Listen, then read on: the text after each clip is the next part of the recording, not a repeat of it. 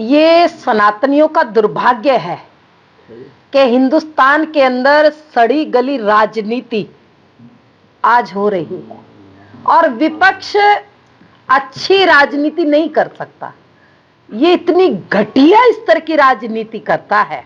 मेरे आराध्य सनातनियों के महापुरुष, सनातनियों के आराध्य, उनको गाली देने का काम कोई भी करके चला जाता है। उसका कारण है कि हिंदू बहुत सहिष्णु हैं और क्योंकि हमें सिखाया गया एक गाल पे कोई थप्पड़ मारे तो दूसरा गाल कर दो।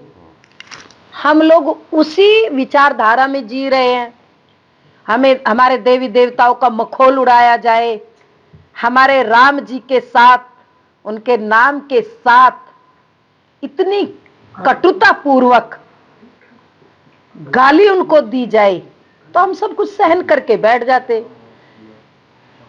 हम प्रातः काल उठते हैं तो जय राम जी की कहते।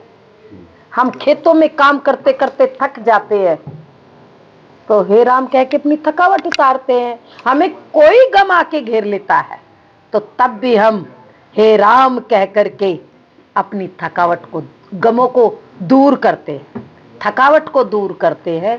राम हमारे जीवन से जुड़े हैं, राम हमारे आराध्य है और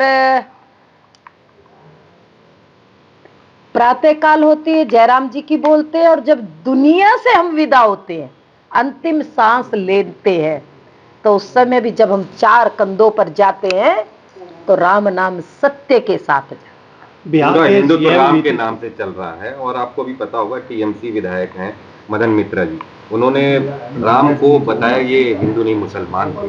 कैसे देखते हैं इस तरह? मैं वही तो बता रही थी अभी। तो राम जी के नाम के साथ भी खिलवाड़, जो लोग राम जी के साथ में खिलवाड़ कर रहे हैं वो मुगलों की नाजायज औलादे,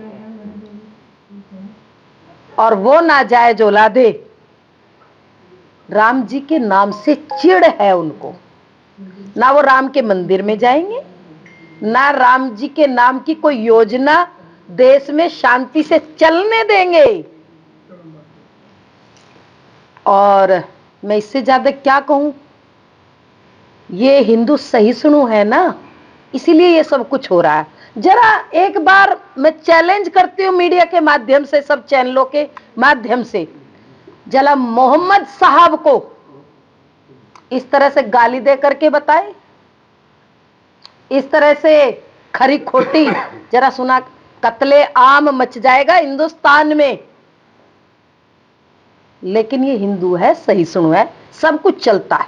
लेकिन मैं सनातनियों को आपके चैनल के माध्यम से एक निवेदन करना चाहती हूँ, सनातनियों सावधान, देख लो टीएमसी के नेता क्या कह रहे हैं, सोच लो कांग्रेस क्या कह रही है, सोच लो आप पार्टी के नेता, आप पार्टी के मुखिया क्या कह रहे हैं। इन नेताओं को जैसे रावण की नाभि में तीर लगने पर रावण खत्म हुआ था, ऐसे ही इनके जो प्राण हैं नेताओं के, इनके प्राण कुर्सियों में रहते। सनातनियों अब की बार चाहे 2600, 2700, 2800, 2900 कोई सा भी चुनाव हो, जो लोग सनातनियों की आस्था पे चोट करने का काम करते हैं, इनकी कुर्सी छीन लेना, ये अपने आप कुत्ते की मौत मर जाएंगे। अच्छा, धार्मिक बात से अलग करके आते हैं हम लोग। एक अभी विपक्ष पे लगातार आप हमलावर हैं। महात्मा गांधी के नाम को विपक्ष बता रहा है कि सरकार हटाना चाहती है, उनके छवि को दूसरी तरह से प्रेस करना चाहती है। जैसे अभी मनरेगा चल रहा था, महात्मा गांधी रोजगार गारंटी योजना, उसका भी नाम बदल दिया गया। क्या लगता है कि राष्ट्रपिता के नाम से इस तरह का छेड़छाड़ आप कहां तक जायज मानते हैं? देखिए, सरकार जो कर रही बहुत अच्छा कर रही है, बहुत अच्छी।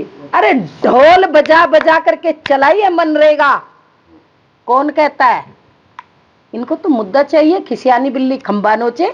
विपक्ष के पास कोई मुद्दा नहीं है, इसीलिए इनको तो सरकार का विरोध करना है। सरकार का विरोध करते करते धीरे धीरे मोदी जी का विरोध करते हैं, मोदी जी का विरोध करते करते फिर देश का विरोध करते हैं, अब ये राम जी का भी विरोध कर रहे हैं। इनको तो विरोध करना, विरोध इनको देश में कोई अच्छी योजना नहीं चाहिए। बिहार के सीएम नीतीश कुमार का एक वीडियो वायरल हो रहा है, एक डॉक्टर की डिग्री देने के लिए गए थे, उसका हिजाब उन्होंने खोला, उसको लेकर काफी ट्रोल हो रहे हैं। हाँ, नीतीश जी ने जो हिजाब जरा सा आंख से कर दिया ना आगे, तो उसमें इनका धर्म खतरे में आ गया। सीधा सीधा बोला करो। जब गहलोत ने घूंघट उठाया उस महिला का, तब तो सब लोग, ये विपक्ष बहुत अच्छा कह रहे थे, तालियां बजा बजा करके स्वागत कर रहे थे।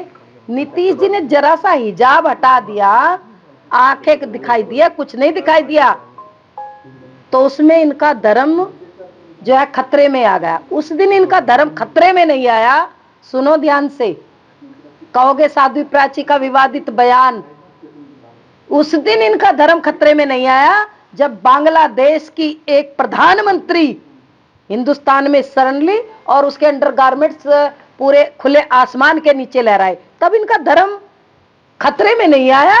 आज इनका धर्म खतरे में आ रहा है। ठीक किया नीतीश जी ने, बहुत अच्छा किया।